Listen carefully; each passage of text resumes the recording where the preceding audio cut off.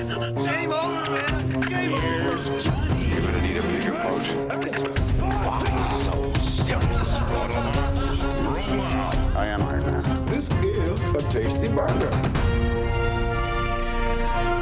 Welcome to the In Session Film Podcast. Okay, hello and welcome to Chasing the Gold. This is our Oscar predictions episode. I'm Shadan Larki and I'm joined here by Erica Richards, our esteemed editor JD Duran, and our awards editor at In Session Film Brian Rowe. Thank you guys so much for being here. Yeah. And welcome to the last hurrah of this very long Oscar season before. So we're recording on Sunday, and the Oscars are exactly a week from now. And I guess I wanted to start by asking everyone your general thoughts on the season so far as we get into our last prediction. I'm very happy Lily Gladstone won at SAG because there's still a race. Yes, there's at least one. The top 8 categories, everything seems kind of locked up. I mean, you can argue screenplay. There could be a surprise in one of those two. Mm-hmm. And I mean, people are still saying that in Best Actor, like Paul Giamatti could upset, but I just don't see it at this point. I think the only big race we have left is Best Actress. Thank God we have one. Yeah, for sure. Erica, why didn't you go? Yeah, I agree. I think it'll be really interesting. I feel like I've found myself like flip-flopping on what I think is going to happen with actress. But like you said, I think, unfortunately, I think everything else is kind of locked in. I think it'll be kind of boring. I don't know. Maybe we'll be surprised. I'm not really sure. I mean, anything can happen Oscar night, right? But I think the big ones are locked in. But I'm still excited. Yeah, I think it's been a great year. It's been a lot of fun. And by fun, I mean insufferable at sometimes, but we're almost here to the end. There's been some great films. I think that's why sometimes the discourse is often frustrating for me, is because there's so many great elements here, regardless of the craft, that I think there's so much to celebrate here. I hope that's the vibe come Oscars night, but yeah, I'm excited to finish off this season and celebrate these films with a capital C. So it's interesting because there are a lot of sort of the above the line races that have been locked in, but I really struggled with some of these craft races, starting with the first category that I want to get into, which is best visual effects. So we'll read the nominees so that people can follow along easier. So we have The Creator, Godzilla -1, Guardians of the Galaxy Volume 3, Mission Impossible, Dead Reckoning Part 1, and Napoleon. So all season long, I thought that this was such an obvious choice, and then I looked at Gold Derby today, and a lot of people do not have what I picked, but I'm going with The Creator.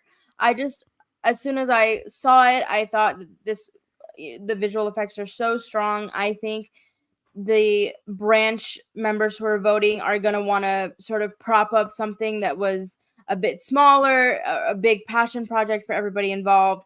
The team has been doing interviews. They've been out and about. And I just have a gut feeling that it's going to be The Creator, so I'm sticking with it. Okay. Anyone agree or disagree? Well, I have to confess, I guess, that I haven't seen any of these films. And right. I think I just want the Godzilla people to win because their reaction to not being nominated was so endearing. So I'm going to go with them.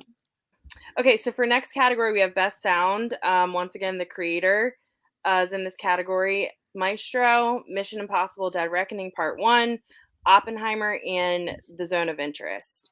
I might be a little bit biased in this one right now because I watched The Zone of Interest for the first time last night, and I found the sound to be incredibly haunting. Up until last night, Oppenheimer was my obvious choice here, but I think Zone of Interest could surprise us. Yeah, this is one of those, like, if I had a ballot, because if I was voting, I would vote for The Zone of Interest. I just think this is a situation where they're going to just cross off Oppenheimer on their ballots and move along. Unfortunately. Yeah, I think they're a lot of people are overthinking this one. The Zone of Interest has stunning sound work, and it could win. I mean, it does have nominations in Best Picture and Best Director and things, so people are going to be looking at it.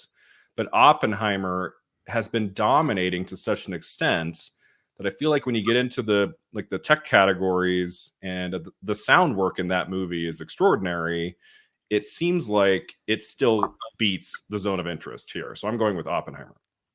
Yeah. Yeah, I think Oppenheimer wins this one as well. Completely with you guys, but really looking forward to an upset in this category. I think that'd be real fun. And just to circle back to visual effects, since I didn't get a chance to speak on it, I'm gonna go Godzilla -1 for that category. I'm just gonna do the go big or go home, I guess is where I'm going with that. I love it. I love it. I just love that film, and it's its only nomination. Let's go big with Godzilla.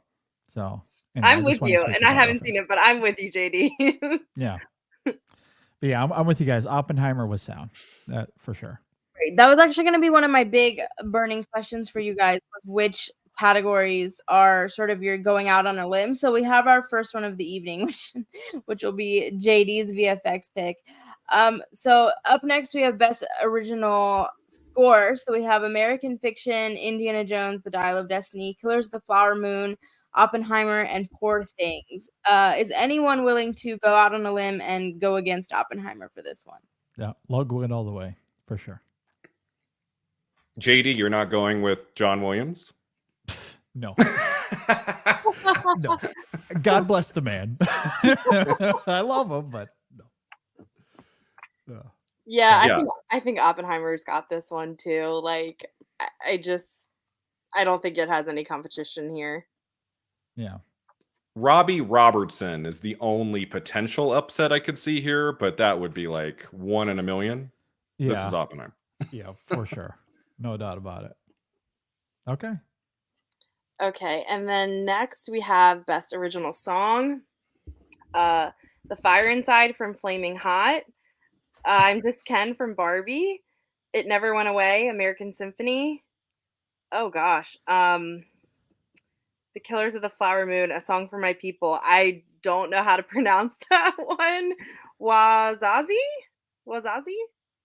Yeah. I don't know. No idea. And Your then guess is as good as mine. Yeah. And then What Was I Made For? Barbie. For me, I feel like when we were talking, we should be doing like, what do I want to win? And then what do I think is going to win? Because I really, really, really want What Was I Made For with Barbie to win. That song for me, like, made the film part of what it was. And it's one of those songs that, like, every time I hear it, I get a lump in my throat. So that's one that I feel passionate about. And I think it has a shot. It's going to win.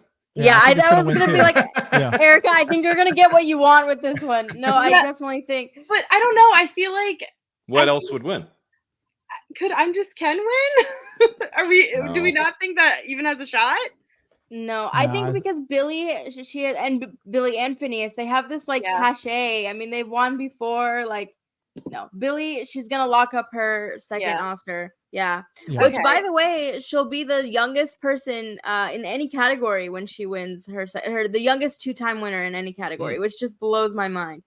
But I think she's gonna have a good night. Yeah. Okay. Yeah. I mean, it's an amazing song. I don't know. I feel like sometimes I just think the thing that's most obvious sometimes doesn't like happen. Sure. I don't know. Yeah. Maybe I'm just being cautious. Mm-hmm.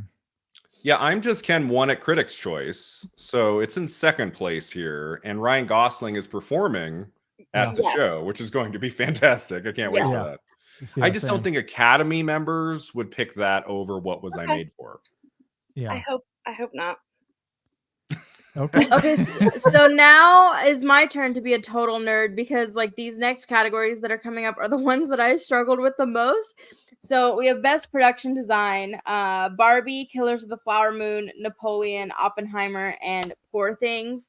And I mean, my heart wants me to say Barbie, but I think it's going to be Poor Things just because, again, to Brian's point, like it has more cachet and it's more like, I don't know, snooty. And so, yeah, I'm going with Poor Things. But I was like really struggling with production and costume. And I was like, are they going to go with Poor Things or are they going to go with Barbie? But I think Poor Things is going to win out here. Mm-hmm. Yeah, production design, we could get a surprise there. There's nothing that has that. No film has that locked up. For a while, I thought maybe it could be Barbie, but Barbie, I feel like, has faded a little bit the last few weeks. And right now, I think it might only win song. I don't know if it's going to win anything else, as we'll talk about. But if Poor Things can win something in the tech categories, this seems the category it can get.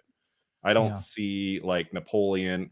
I mean, Oppenheimer is going to do very well, but I don't think it wins production design. I think Poor Things is the one that takes this category. Yeah. I love Poor Things for this, but I also really want Barbie to win here. So I'm really torn as well. Oh God. I'm going with Barbie. I'm going with Barbie because I want it to win. But I think Poor Things, I don't know. I don't know. I'm gonna go with Barbie. Yeah, I'm also going with Poor Things here. I think my personal vote would probably go to Barbie, or maybe even a Killers of the Flower Moon. But yeah, no, I think Poor Things is going to win this for sure, for all the reasons you guys stated. Okay, what do we have next? Costume design. Barbie, Killers of the Flower Moon, Napoleon, Oppenheimer, and Poor Things. I think, okay, so if Poor Things takes production design, Barbie should take costume. Okay. And here's the thing, so to what Brian was saying earlier, like I also, spoiler alert, only have Barbie winning for song and nothing else. And if you would have told me that would have been the case, like when did it come out? In May, I would have been absolutely shocked. And I would love the costume design, for them to embrace it for Barbie, just because I think in general the Oscars don't embrace contemporary costume design, which is a shame because the costume design is such a big part of the character development. But if we just look at the Oscars traditionally, they tend to go for like what has the most of something, and definitely the costumes in Poor Things are over the top and just ridiculous and gorgeous. So yeah, I'm going with Poor Things, but in my heart, Barbie would win. And it's interesting because Jacqueline Duran, I mean, she has 2 wins, so like she does have that Academy pedigree, which is why I struggled with this category so much. But again, to Brian's point, I think Barbie is fading, and I think the British contingent and the love for Poor Things is just so strong that it's gonna give it the edge here.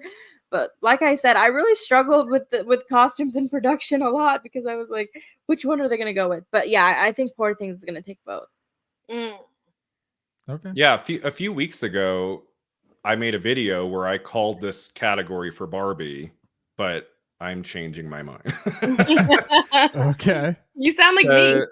Because I thought, okay, they're gonna want to give Barbie something in the tech categories, like outside of song. And I thought, okay, the one category it can win is costume design. That makes sense. I mean, it's extraordinary work throughout the whole movie. Mm-hmm. But Poor Things, I almost feel like the costume design, you could argue, is about as strong in that movie, and the film overall, I just think, has more love at the end of award season here. Mm-hmm. And like I can see that taking this, but like with a slim margin, not by a lot. So even though I think I would vote for Barbie in this category, I do think Poor Things will take this in the end. It won at BAFTA. Not that BAFTA always translates to an Oscar win, but seeing how well Poor Things did there a few weeks ago, I was like, okay, I think I'm overestimating Barbie winning anything but song. So I'm going with Poor Things in costume design. Okay. So I trust everything you're saying, Brian. I'm taking another swing because I'm going to go with Barbie. I mean, so much of the lore of Barbie is about dress up.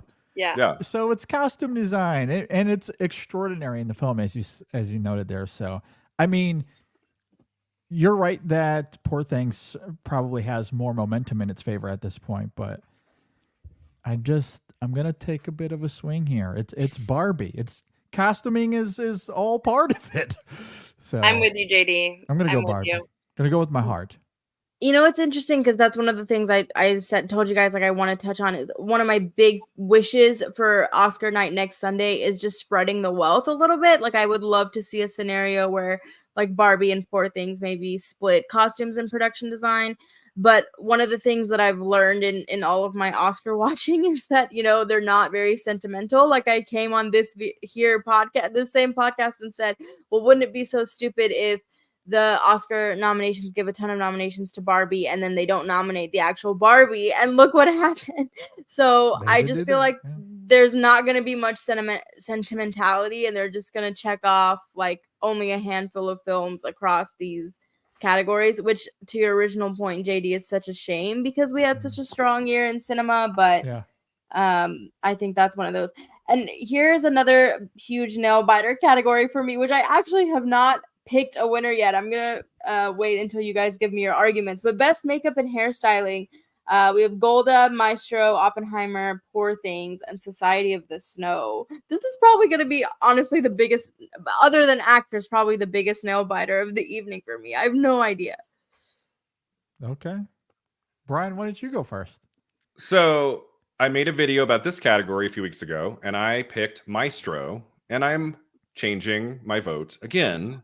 All right. Because I do think this comes down, like Oppenheimer, as great as that movie is, I don't think it can win makeup. And Golda and Society of the Snow are just happy to be here. So it's either Maestro or Poor Things. But Maestro has just not done very well this season, like in terms of wins. Like it gets a lot of nominations for things. Yeah. But I mean, I feel like this category often kind of goes with an acting category, like a win sometimes, an actress and things. And so if Bradley Cooper was the front runner for Best Actor, like Maestro, I think probably takes this.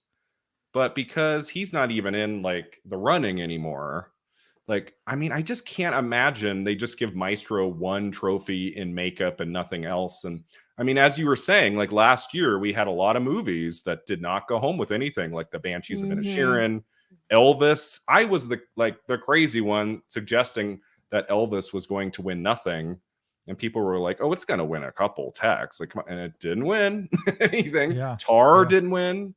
So, yeah, they will not Fair be point. like, well, let's give Maestro something. They don't think that way.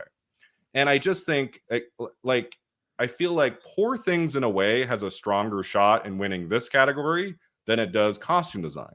So I'm just like, I think they're going to go with Poor Things. I mean, it is makeup and hairstyling. And like Bella Baxter's hair throughout that movie plays a big role in her character development. And then Willem Dafoe's makeup is insane. It's great. Really great. Yeah. So I'm like, I mean, I guess they could go with Maestro. That also has very good makeup, but do enough people like the movie enough to give it more votes than Poor Things? So I'm going with Poor Things. Wow. Well, you convinced me, because going into this, I was going to say Maestro, and now I'm going with Poor Things. My job. I had the exact same thought. Like, I'm convinced. Yes, I was going to say Maestro, but now I'm not. Yeah, case closed. I mean, you convinced. Watch it be Maestro. You guys are like, thanks a lot. If we're all wrong, it's Brian's fault. Yes, but it's a convincing argument. No, we're all gonna go down with the shit. Well, it's hard because so both Maestro and Poor Things too have really strong like pedigrees of who's behind them in terms of like both have 2-time Oscar winners, and that like they kind of go back to what they know. And in this case, that doesn't really help us because both teams are led by people who have really strong Oscar pedigrees. So I think just the overall love for Poor Things is going to be kind of like another name check type thing here. But I mean, I wouldn't be surprised if Maestro wins at all, because also think about it. A lot of the conversation around Maestro was the Bradley Cooper transformation. So maybe if you haven't even seen either movie and you're just like, well, I heard Bradley Cooper like looks really good, and you just name check Maestro. Yeah. So I'm gonna stick with you guys here and say Poor Things, but I wouldn't be shocked if maybe even they'll just name check Oppenheimer and be like, you're winning Best Picture. Here you go. Here's another Oscar. I don't know. No. You're right. I mean, really, that's what it's one of these like toss-up categories, I think. Yeah. So, I don't know. Okay.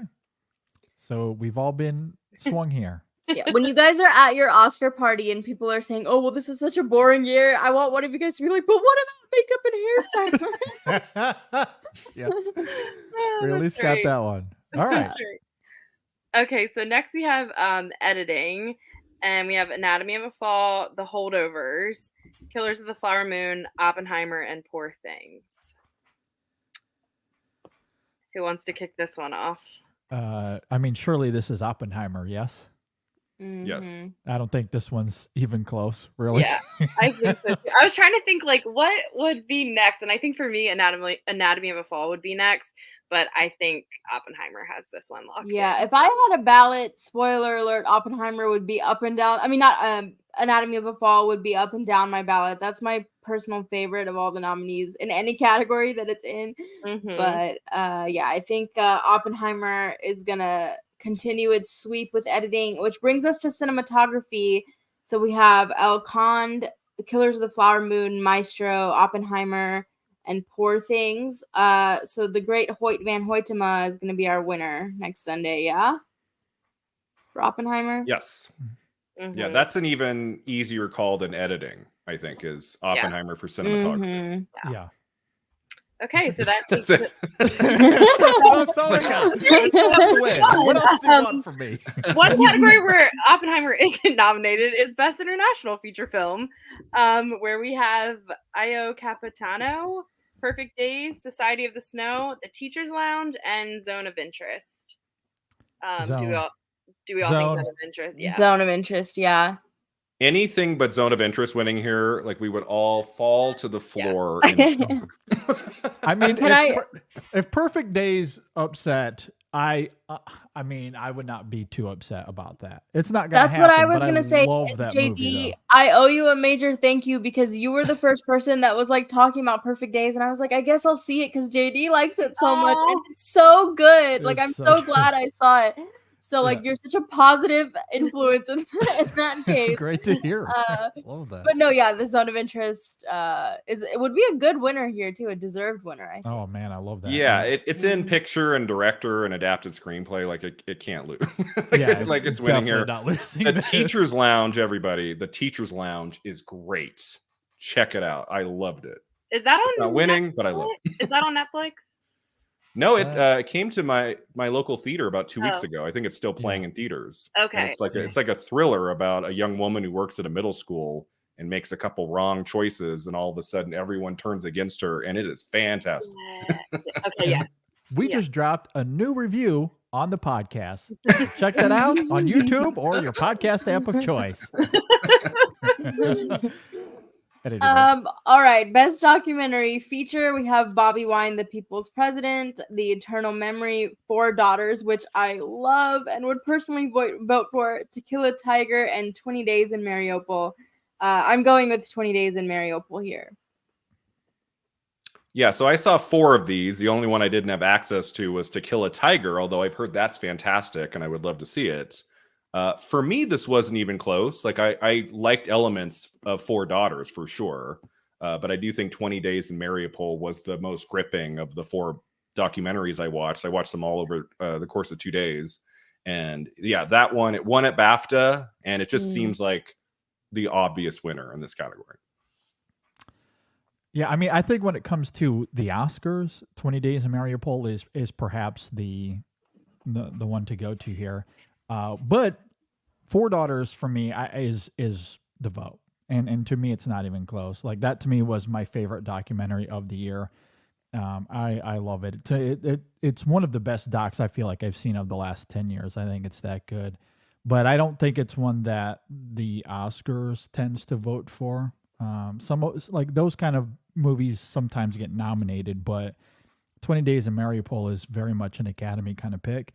And it's bleak. It's extremely bleak, but important and timely, of course. And it just seems like that's the kind of movie they like to vote for. So I think that one runs away here for sure. Unfortunately, I have to confess for this one too, I haven't seen any of these. Usually, especially because I'm such a documentary nerd, I will usually have seen all of these by now. But you guys, my life has just been chaos, and I've been traveling for work. So like, I admittedly haven't been able to see any of these yet. But JD, I'm going with you because that's the one that I feel like I've heard the most things about.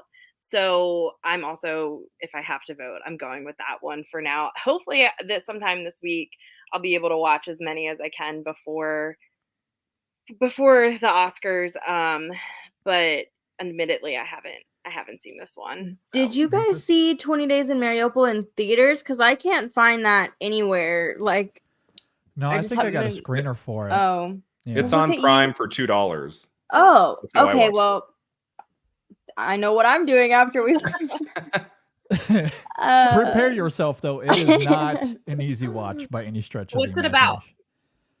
Essentially, the filmmakers are in Mariupol as the Russians begin to invade Mariupol, and they capture what their experiences are there, and it's very bleak in a grave of the firefighters kind of way, where you're seeing the devastation of war firsthand, and they do not hold back. I mean, the whole point of it is its bleakness.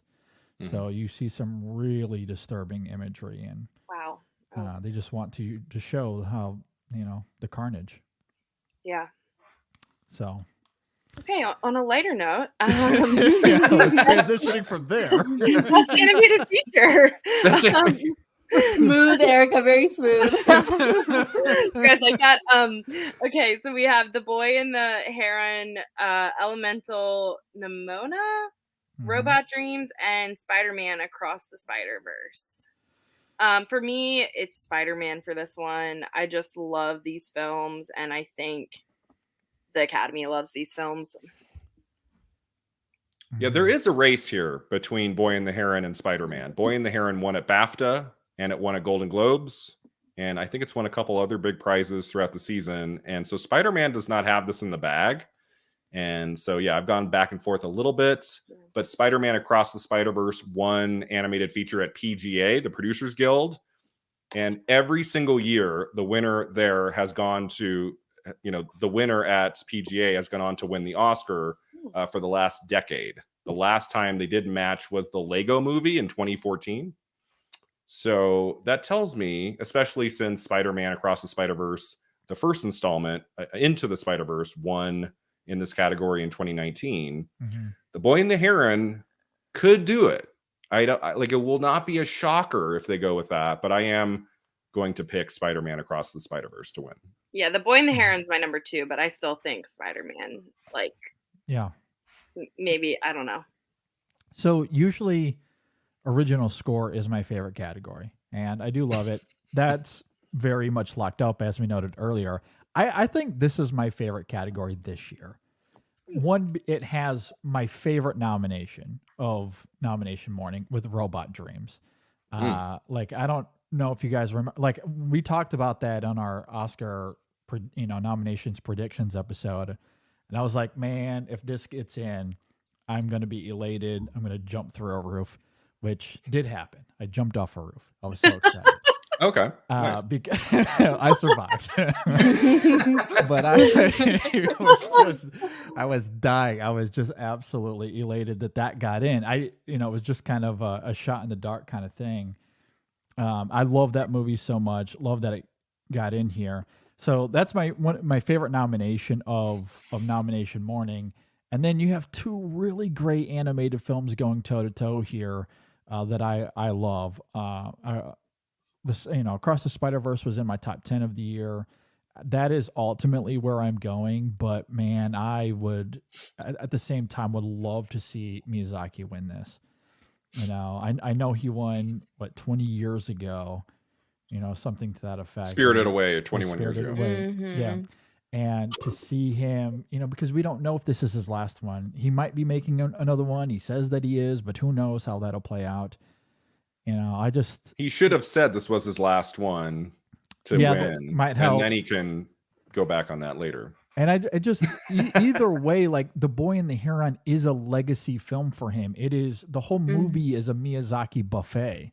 It's like everything we love about him in one movie. And it would be an appropriate win in a way for him to go out if that's what he chose to do. But yeah, ultimately, I think Spider-Man wins this, though. I love this category either way, though.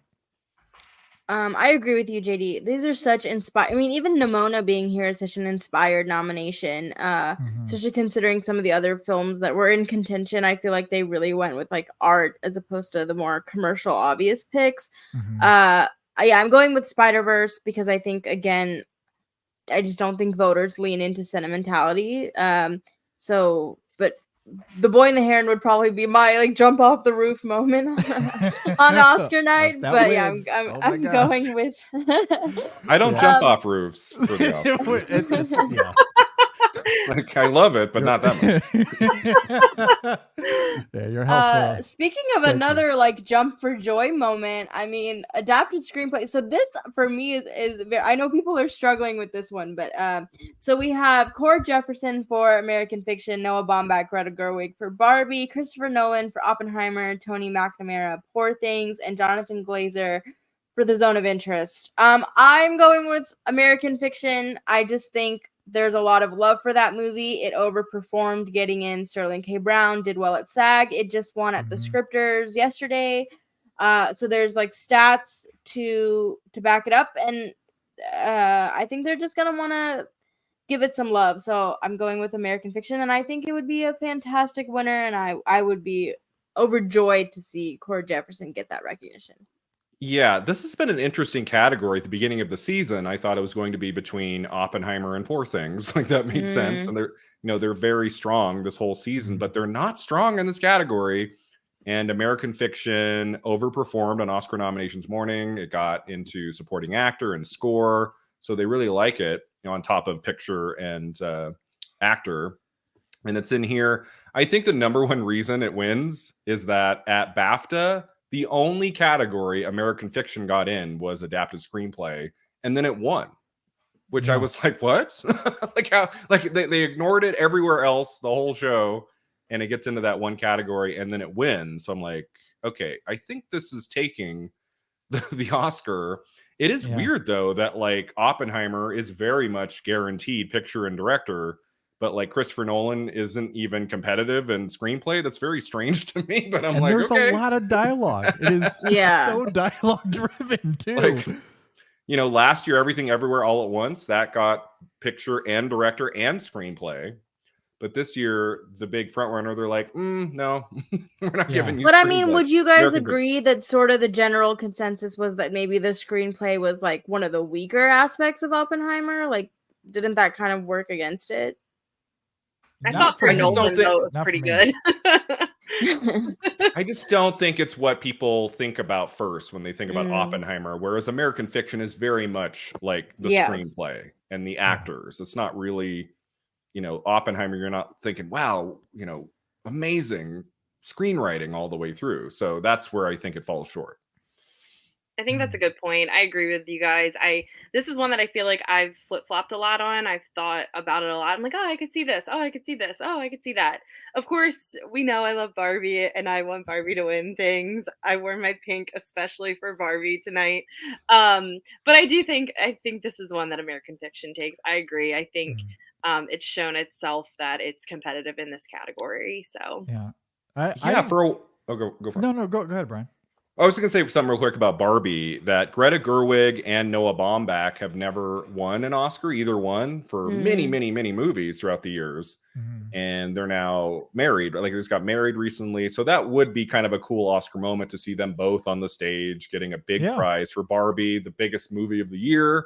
So some people have suggested they could win. I just think American Fiction at this point is too strong. It's winning too many things. Yeah. So I think that one takes I agree. And that to me is what makes this category, I don't know, kind of humorous. Like, it's just kind of funny to me that you have the behemoth that is Barbenheimer, what defined last year in many respects. The Zone of Interest we talked about earlier is going to dominate international feature, going to blow that one away.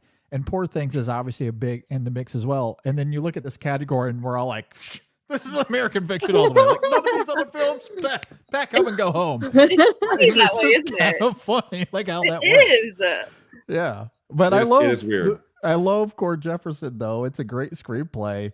It's just funny and a surprise. It's not really much of a race. I mean, maybe it is a little bit, but I mean, you're right, Brian. He's won everywhere he's gone. So, and I think the point that you made is really what makes it win this category is that the other films have all these other things going for it, but the thing that got American Fiction in any of the nominations was the writing. So I think that's where that one is like, it's a shoo-in for this because that's what made the film, right? Yeah. for Yeah. sure. Yeah. All right, so then we have original screenplay, Anatomy of a Fall, The Holdovers, Maestro, and then the one and only for May December. What do we think? And well, hold on. There's one more. Oh, is there The best film of the year. Yeah, you forgot that one. Oppenheimer? I mean, wait. Past Lives. Past Oh, lives. Past Lives. Yes. Sorry, I did forget that. So what do we think? What do we think for this one? Can I just say Erica going Oppenheimer is like the best. Like just clip that audio of Erica going Oppenheimer and clip it. I'm going with Anatomy of a Fall. It's interesting you mentioned sort of when we think of American fiction, we think of the screenplay. I think with Anatomy of a Fall, you sort of think of the sort of that writing and them sort of chewing through that screenplay. It would honestly break my heart if anything but Anatomy of a Fall won here, and I just think, if you're gonna recognize it anywhere, recognize the screenplay. And I feel like, being that May December, that's their only nomination. Maestro has faded significantly. I mean, The Holdovers, that screenplay hasn't been in the conversation as much, and sort of Divine Joy Randolph has sort of carried the torch for that movie all season, and so I just feel like Anatomy of a Fall just seems like kind of the most obvious choice here. And I just love that screenplay so much. That's going to be another big cheer moment of the evening for me if it pulls it out. It would break your heart if Past Lives won this category. I didn't even mention. I mean, I would. No, I love Past Lives too, but it just my heart would leap. No, well, that's another movie that like when Past Lives was at Sundance, like that for a long time was sort of the front runner in this category, and it's faded significantly. That would be an amazing win too. I just feel like Anatomy of a Fall has more momentum here. So, but no, that would also make me really happy. That would be my favorite surprise of the night. Would be Past Lives winning here. That would be. I wouldn't jump off a roof, but I would like jump up come close. into the air. You would leap off the roof. You'd start climbing the ladder at the very least. I just like it's. I mean, Past Lives needed like one more nomination. It needed to win in this category a little bit. Like we're not getting like WGA until April, so that doesn't help us here. But Anatomy of a Fall, it won at BAFTA, it won at Golden Globes. It is a movie everybody loves. It overperformed on Oscar nominations morning. It's in director. This is a way to give that movie something. I don't know if it wins anything else. So Anatomy of a Fall, I think, wins original screenplay. Yeah. I mean, 4 of these 5 could win, and I would be pretty elated. Maestro being the outlier. Okay, good. Yeah. I agree. Don't say May, December. Yeah, look, the other 4 I really love, and of course, being a Barton man, living out my truth, The Holdovers would win. Would be special as well. But I'm with you guys. Anatomy of a Fall is going to win this. Yeah, great film, great screenplay. Gotta love it. Half at the beginning in of French, and then the other half in English. At the beginning of the season, I thought The Holdovers was going to take this. Like I just felt like that was a movie that people will reward the script. But I think you're absolutely right. I think people are like, we'll give it supporting actress, and then we don't have to give it anything else. So I guess that's what they're thinking. I don't know. Shadan, I have to sing your praises for this one because you were the one that was talking about Anatomy of a Fall so early to me and telling me you have to watch it, you have to see it, we have to talk about it, all the things. So I will sing your praises for that one.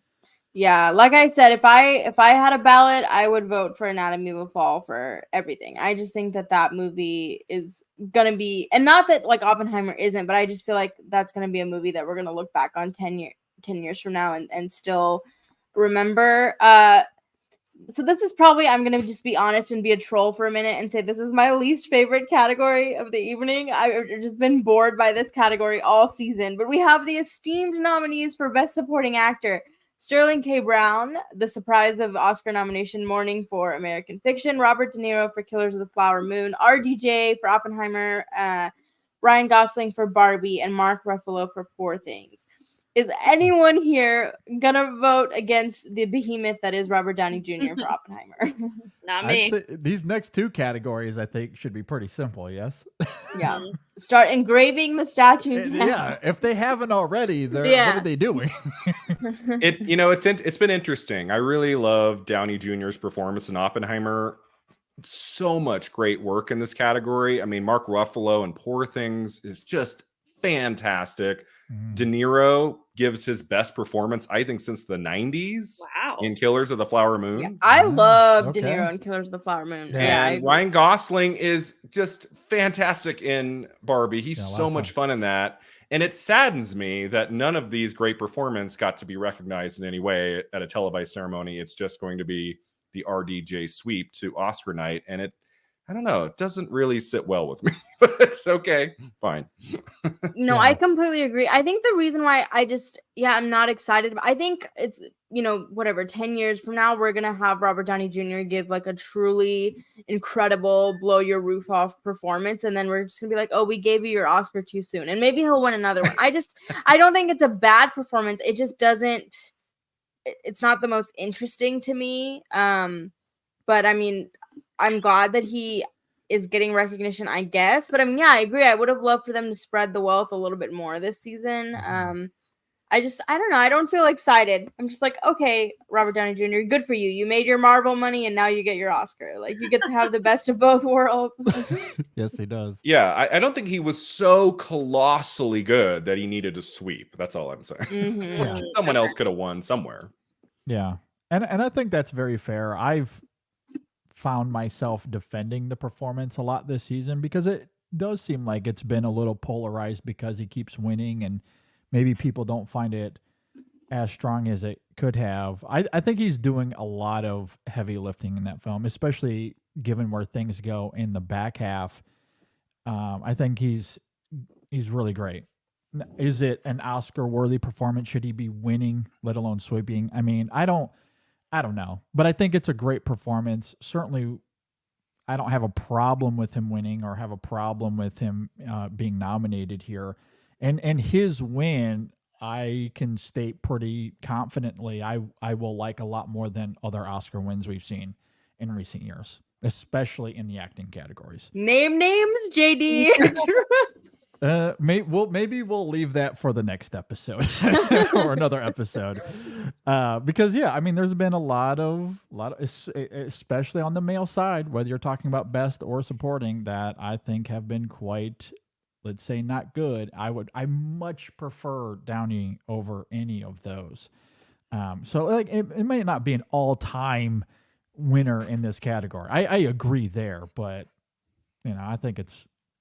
Given these nominees, I have no problem with it. Can I ask a question? When everyone saw Oppenheimer, did they immediately think he was going to sweep the award season like he has? Absolutely not. Okay. I saw a lot of a lot of initial reactions that said like Downey Jr. is going to be showing up this season. Like this is going to be like one of those career defining performances, but I don't know if everyone thought it was like going to be a sweep the way that it has. And if anything, personally, when I saw it, there was just other supporting actors that stood out to me more. So I thought maybe like that was going to cause issues where maybe somebody else would come into the conversation. But I definitely did see a lot of praise for him from the beginning. Yeah. It's just interesting because I think I thought the same thing. I feel like I thought it was a good performance, and yes, I saw people talking about it, but I don't think I expected it to be what it has been. No. But opposite for the actress category, when I saw Divine Joy Randolph, I thought that's incredible. She's winning for supporting actress. So that takes us to that category. We also have Emily Blunt in Oppenheimer, Danielle Brooks in The Color Purple, America Ferrera in Barbie, and Jodie Foster in Nyad.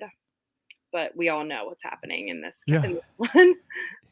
Pretty easy pick here as well. Yeah. I think we all know what's someone happening. pointed out to me recently that they believe Divine Joy Randolph for The Holdovers has been awarded more for that performance than any other performance in all of history.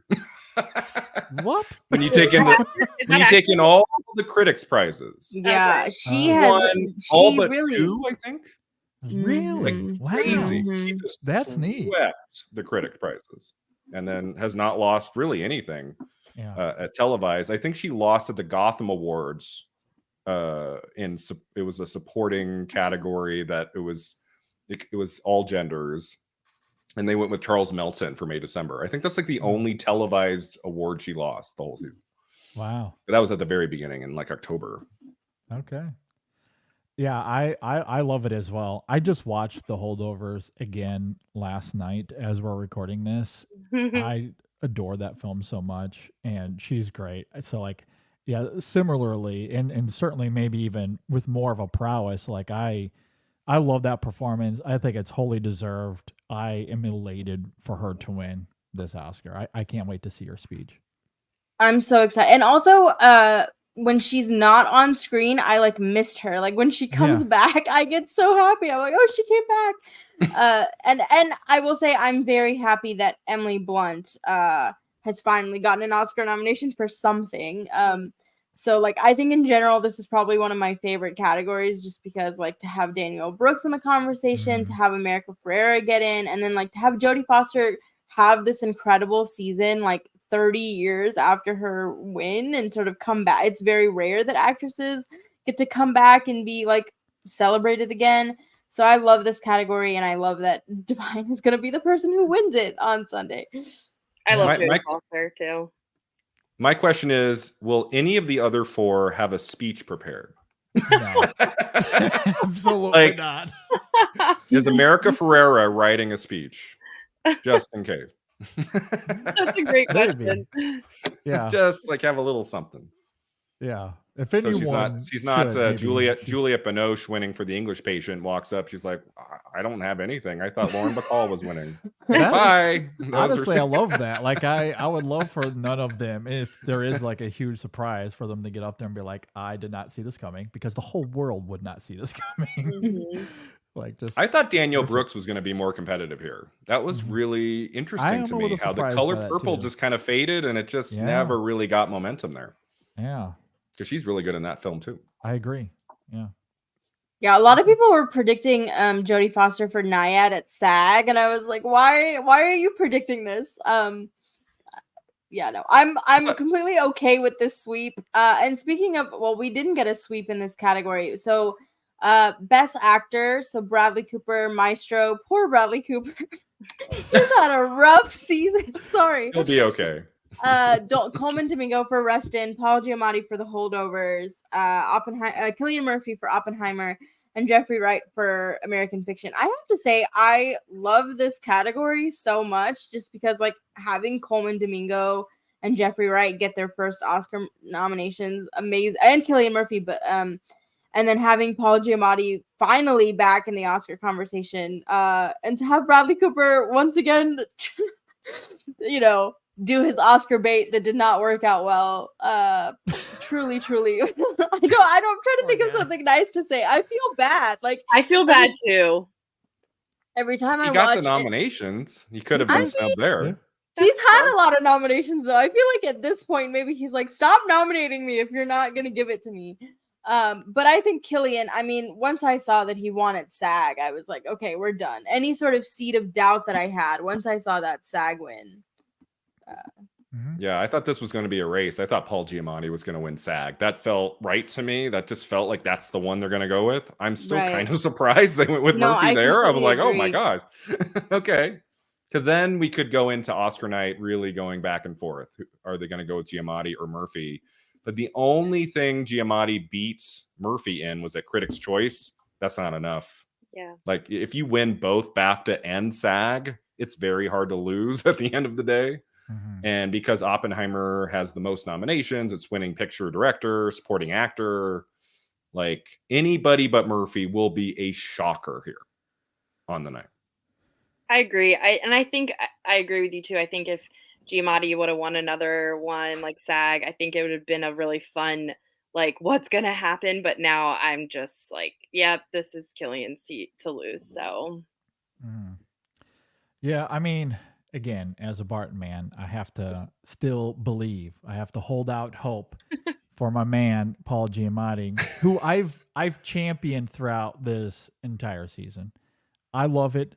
I think it's his best performance. I truly believe, whether people agree with me or not, that is perfectly fine if you don't. But I think it's equally worthy of Cillian Murphy. I've seen the film 3 or 4 times now, and I cannot get enough of that performance. Every inflection, every cue, everything he does in that film, I think, is utter perfection. It's hilarious, poignant when it needs to be. It's an astounding performance. So I will not be shocked if he won.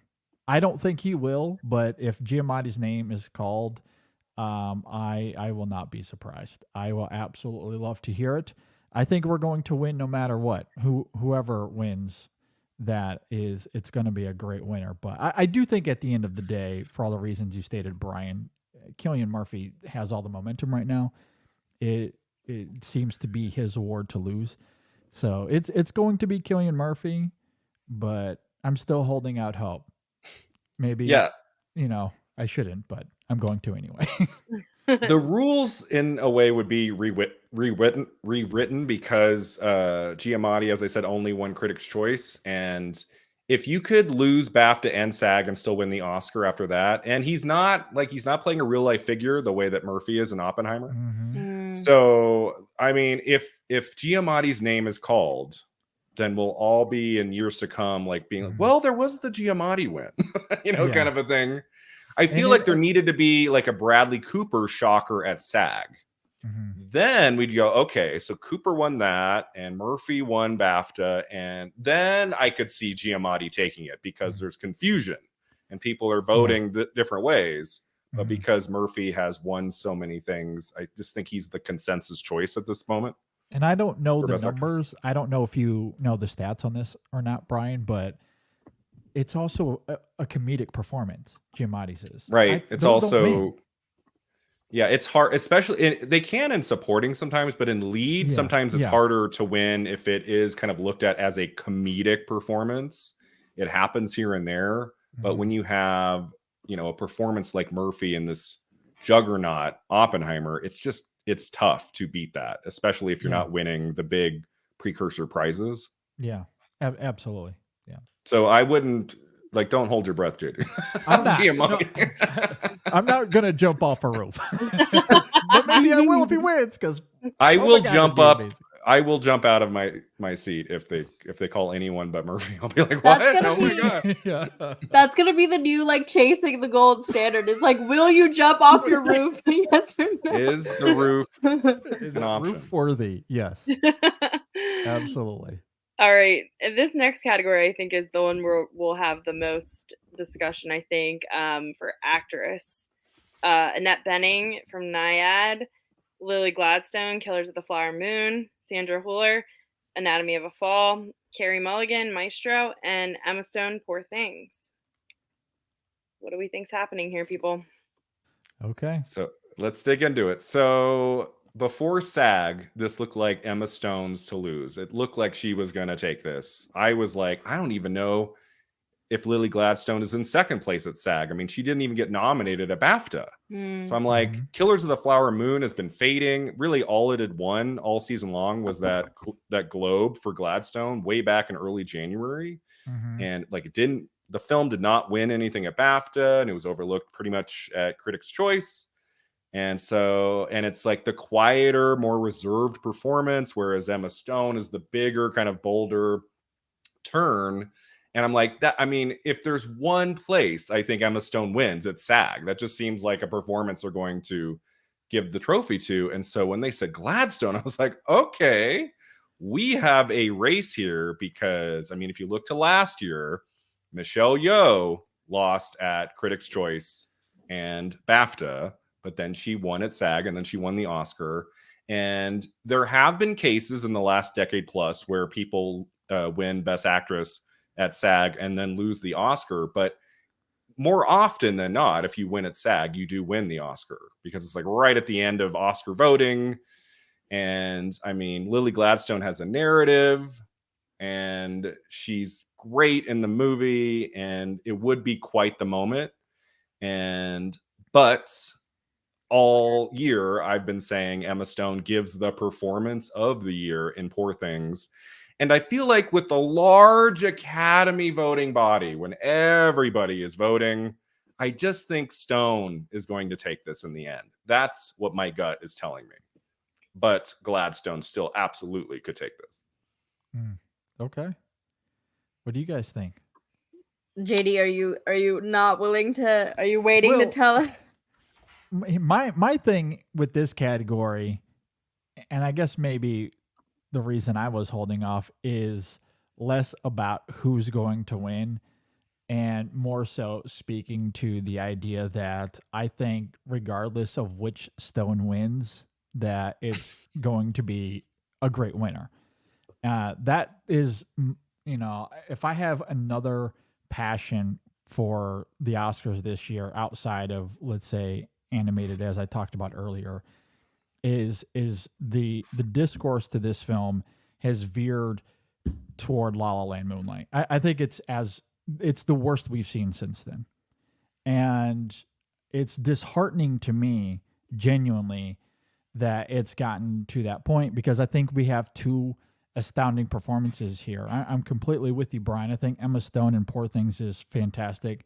She was my personal winner for this category at the In Session Film Awards. I absolutely love that performance, and I adore Lily Gladstone as well. I think both of them are equally worthy here, and I hope that we can remember that the Oscars is about celebrating film and celebrating art.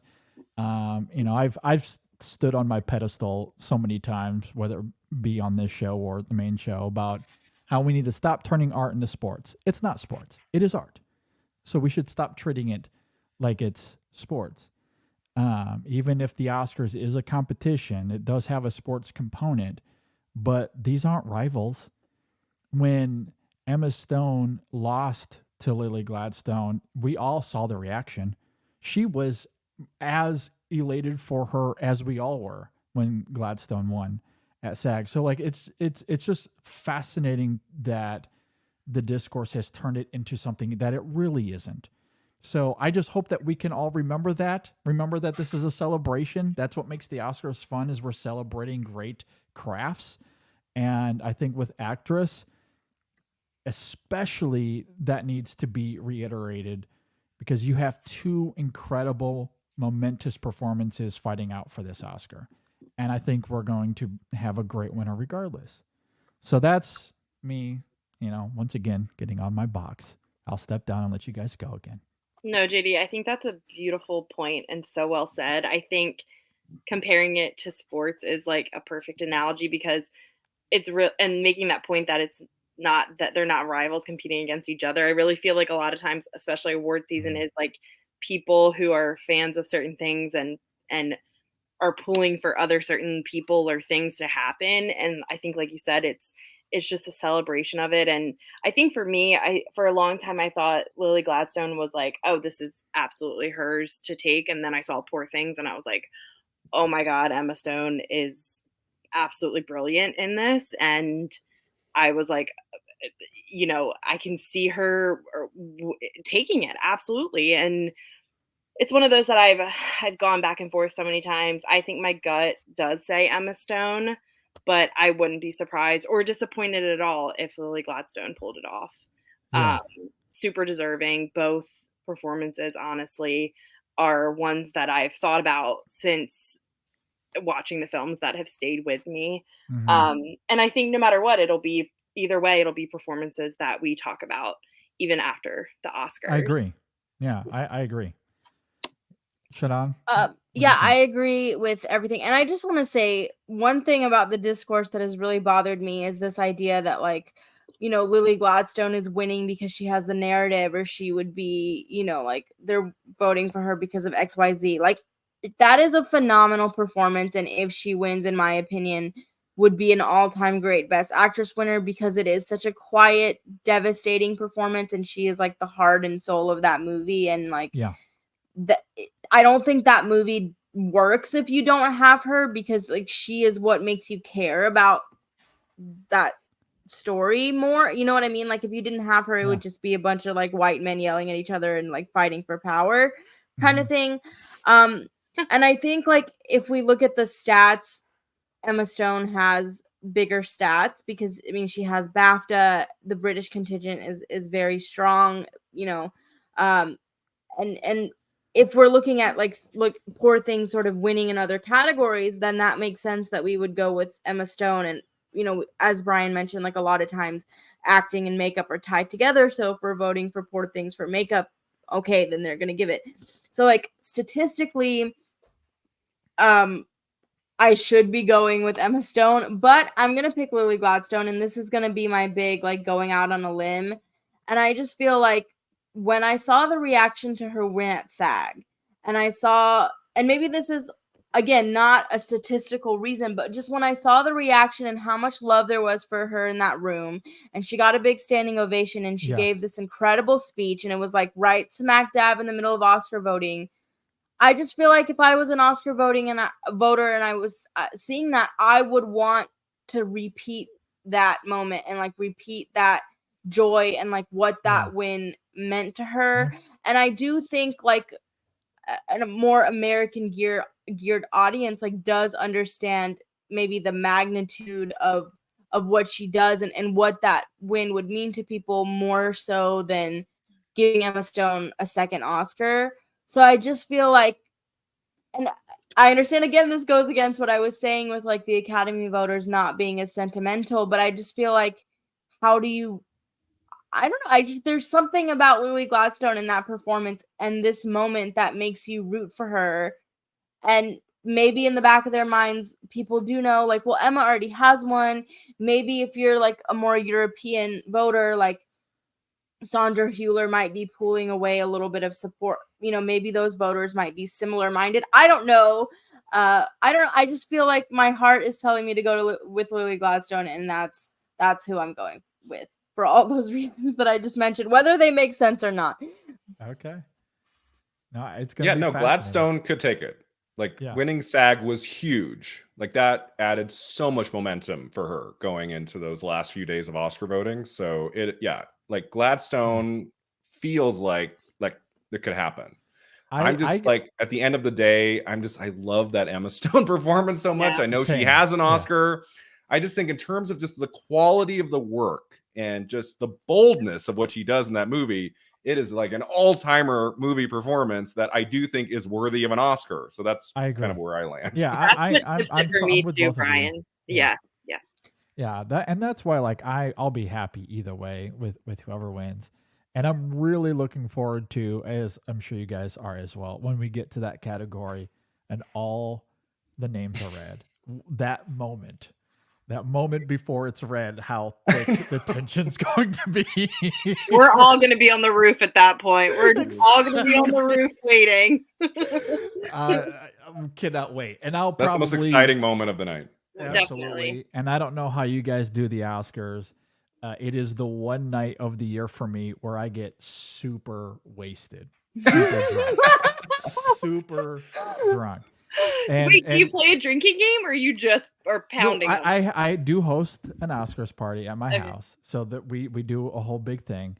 And I don't drink all that often. I don't. This is like my one night of the year. I love it. That I just get toasted because, and some of it is, I do get anxiety when I'm super uncomfortable, and the Oscar show for me has always given me extreme anxiety. I don't know why. There's just something awkward about it at times.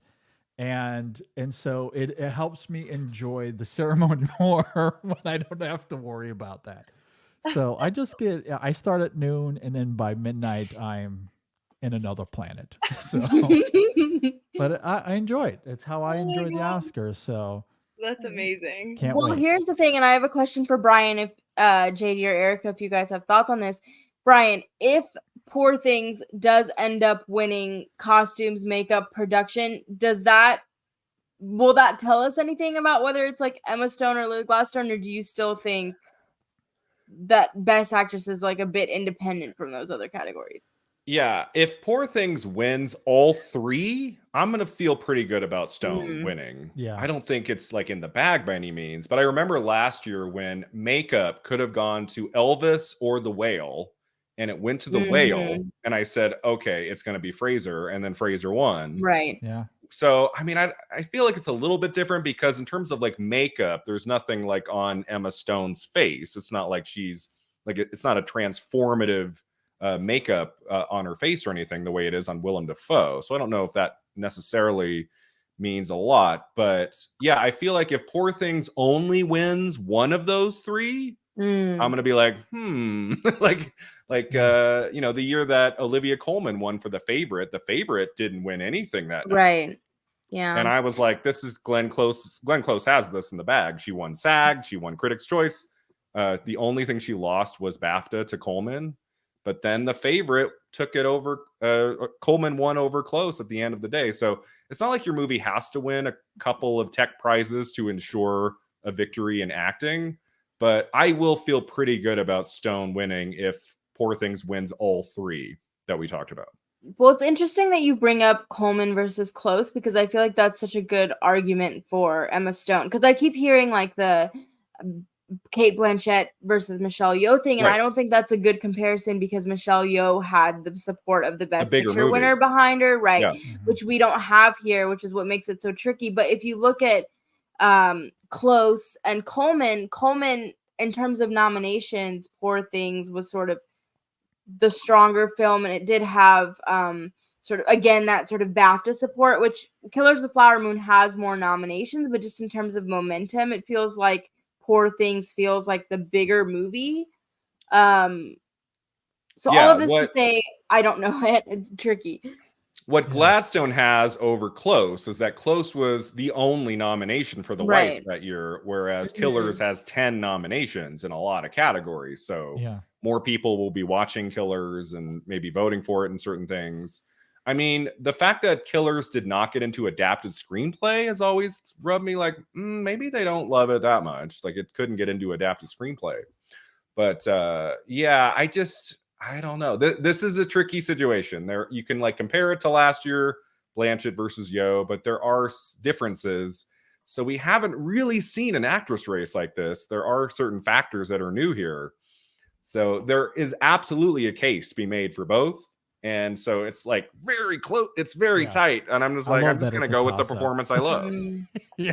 Like, And but it can I could go just either way. say, not to beat like a dead horse here, but Sandra Hüller, man, I just think that performance Great in Anatomy of a performance. Fall is another one of those all-time. It's like unfair that all these people have to be in the same year because that's another great like all-time performance to me. She's just phenomenal because you can never read her face. She just never gives anything away. And it's like when I saw Anatomy of a Fall, I was like, that's my best actress. And then I saw Killers of the Flower Moon, and I was like, no, that's my best actress. And I was so ready to go into Poor Things, like rooting against Emma Stone because I was such a big fan of Lily Gladstone.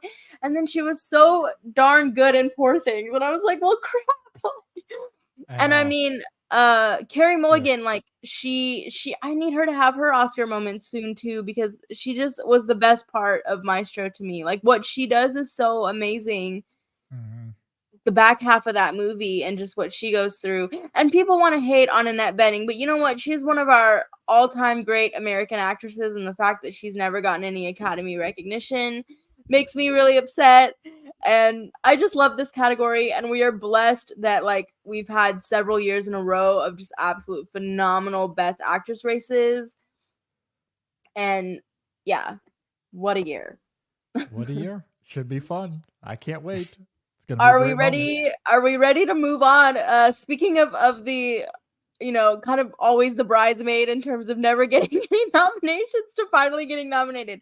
So Justine Triet for Anatomy of a Fall, Martin Scorsese, Killers of the Flower Moon, Christopher Nolan for Oppenheimer, Yorgos Lanthimos, Poor Things, and Jonathan Glazer, The Zone of Interest. Nolan's Oscar is getting engraved here, right? Yeah, it's already in the works. If it's not done already. Yeah, I'm currently hard at work on a video called Christopher Nolan and the Elusive Oscar, which is a series I do about people who've never won. Because Yeah. I said, well, Brian, if we're gonna make that video, we better frickin' do it now because he's winning. You got 6 days to release that. So I'm releasing that video on Thursday so that I can do kind of an overview of his career. He's had a lot of nominations going back to Memento, so I cover all of the different races he's been in where he didn't win. Memento and Inception and some of these films, and Dunkirk. I go into Dunkirk like he should have been more competitive for that movie and director, and it just didn't work out. They went with Del Toro for The Shape of Water. But I was like, well, Brian, if we're going to make that video, do it now, because he is like the easiest call of the whole night in Best Director. Yeah. That's and it's also interesting to me. Now, I haven't done any homework in terms of comparing this to previous crops of nominees, but when I look at this 5, man, it's got to rank up there as one of my very favorites of maybe the in-session film era. Like this crop of nominees is just unbelievable. Like, I love all 5 of these nominees. And as much as I love Nolan and Oppenheimer, it is the directorial achievement of the year as far as I'm concerned. I don't think Jonathan Glazer is that far behind. If Oppenheimer didn't exist, I think Glazer's work in The Zone of Interest would be the directorial achievement of the year. I think it is astounding what he does with that film from a direction standpoint. Justine Triet, Anatomy of a Fall, of course, is fantastic for all the reasons Shadan has noted throughout this show. And this late stage of Scorsese is maybe my favorite. I absolutely love it. Like, this legacy era of Scorsese is someone that we've never seen this side of him, but it comes out at the right time. Like, he's taking everything that we know him to be, and he's reinventing himself. And that to me is what's brilliant about Killers of the Flower Moon. He's taking a formula that we all know him from, and he deconstructs it throughout that entire film, especially from a tonal perspective. And it's just mesmerizing. And of course, I love Yorgos Lanthimos as a filmmaker, and of course, the craft in Poor Things is unreal as well. So, like, yeah, it's not a race, but man, from top to bottom, this has to be one of the best crop of nominees we've seen in this category. And that's what. Go ahead. Oh, go ahead, Erica. I was just going to say really quick, director is always one of my favorite categories every year. And it's always so interesting to me to see what makes it, because you do always think, like, you kind of think everyone that is in a Best Picture category could be in a Best Director category. And I always find it really interesting to see what makes that director cut. And I agree with you. I think this is a really good lineup, and I would be happy with any of them winning, right? It's one that obviously we know what's going to happen, but it's one of those that, like, if something surprise craziness could happen, I'd be happy with any of the other people winning. But, it kind of is what it is. But it is one of my favorite categories, and I think it's an astonishing group this year. Mm-hmm.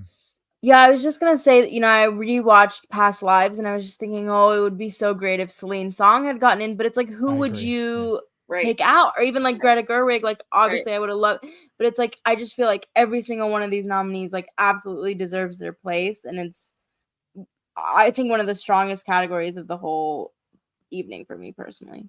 Yeah. Yeah. Good stuff. Great category. Yep. All right.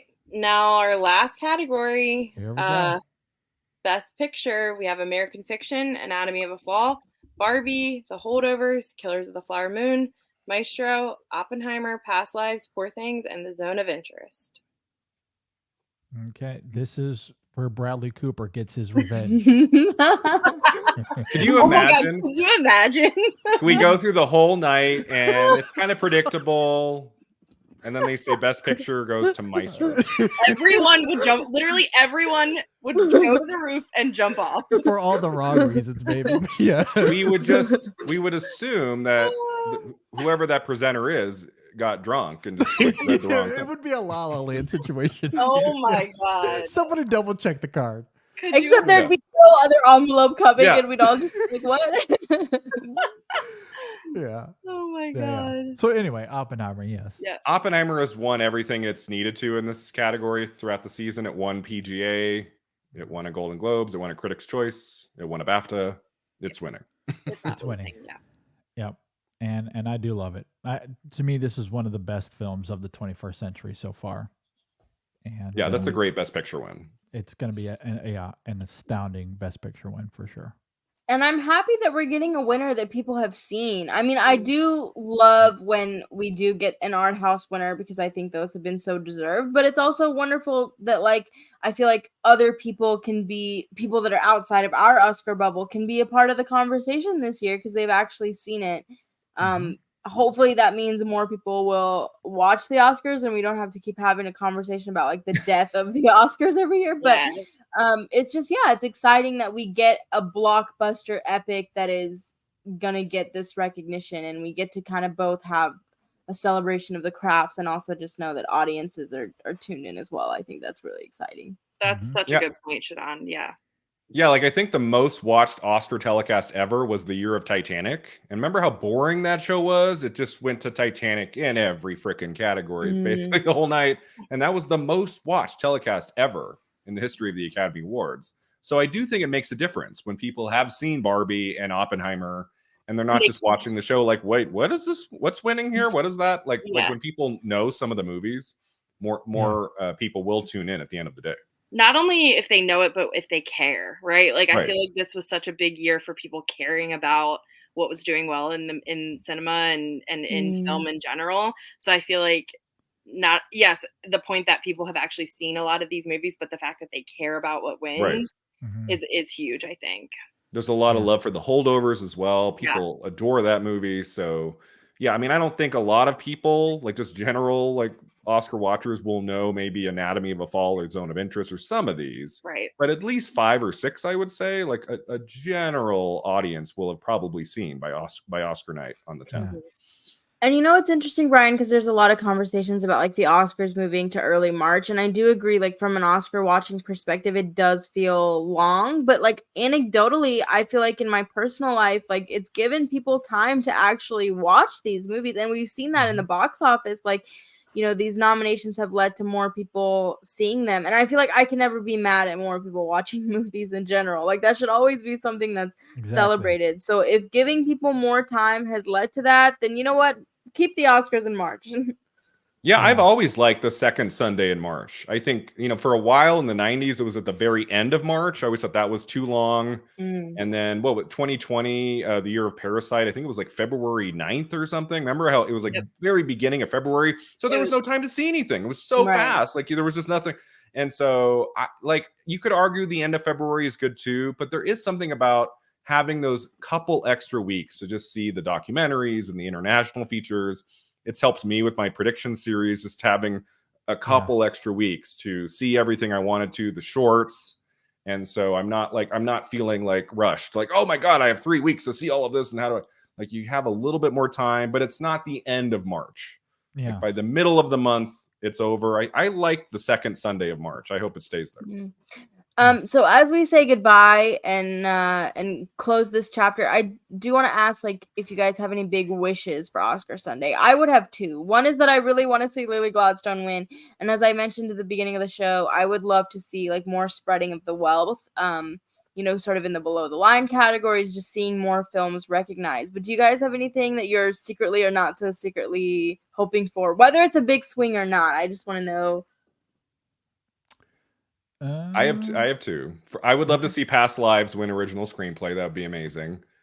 And I would kind of love for the big shocker of the night to be Sandra Hüller wins Best Actress. We're all Wouldn't that be amazing? Listen, think that would be awesome. Forget jumping off the roof. I think in that scenario, my heart would just stop. Like I would just be dead. I would flatline. I don't think it's outside the realm of possibilities. It's very unlikely, but that would be a moment. That would be really cool. Would. That would be pretty incredible. I think for me, I have 3. If I'm going to cheat a little bit here, so I want to see. I think I would really love to see The Boy and the Heron win for animated. You know, I love Hayao Miyazaki, is one of my favorite filmmakers of all time, and I just, that film is such a legacy movie for him, and I would love to see that win. And then the other one for me, especially because Oppenheimer is going to win a bunch of awards.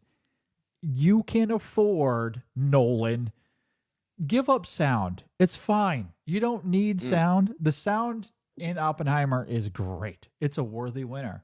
But give that one up to the zone of interest. It's fine. You can go home with one less.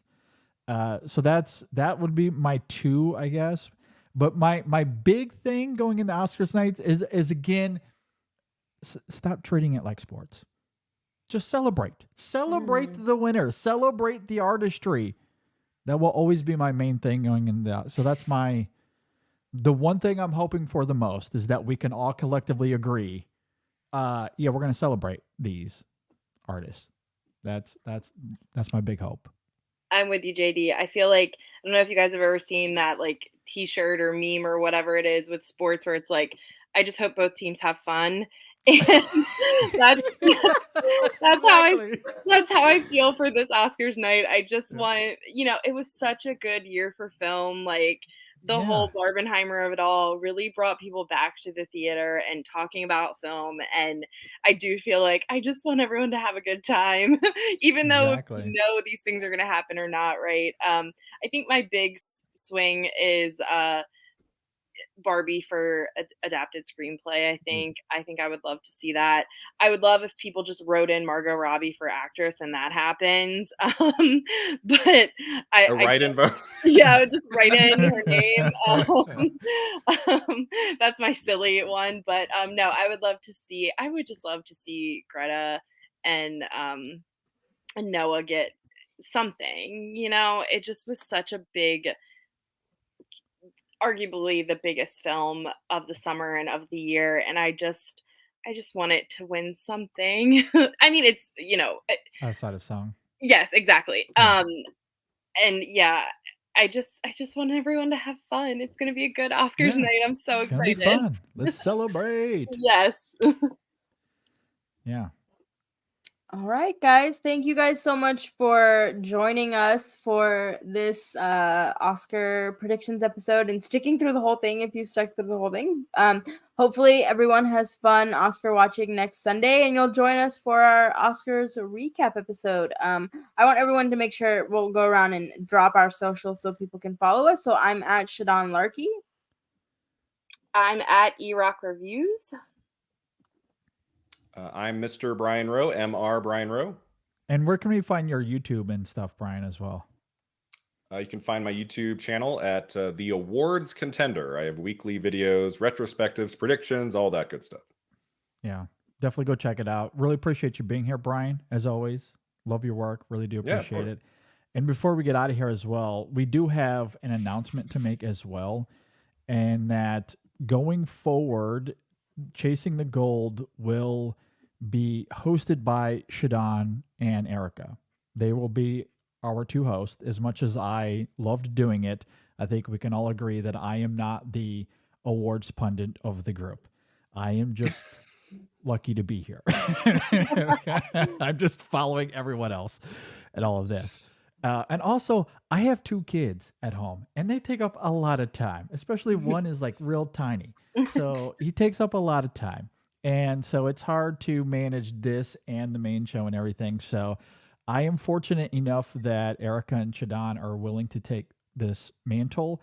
And I'm really looking forward to where they take this show. So love you guys that you guys are doing this. I'm very excited for you to do this moving forward. Obviously, we had this show. We'll have the Oscars recap that Erica and Shadan will host as well. And they will formulate an entire new plan going into this year, into the 2024 campaign. So you can look forward to that. It's going to be a lot of fun. Of course, we'll have all the episodes here on YouTube and on our podcast feed. And you can see everything at InSessionFilm.com. But I wanted to mention that as well before we go, as these 2 lovely ladies are our new hosts of Chasing the Gold. I'm excited. I can't wait. I'm so excited. And also, if you're listening, watching, give us feedback and let us know what kinds of things you'd be interested in having us talk. I mean, we have lots of things, like ideas and things that we're excited for and ruminating about, but we would also love to know what you guys want to see. So yeah, this is going to be an exciting chapter. And thank you, JD, for trusting us with one of your like philosophical technological children, not your actual children. I love it. That's right. Yes, thank you, JD. Super excited. Yeah, looking forward to it. So yes, we'll see you guys next week where we dish on all the winners.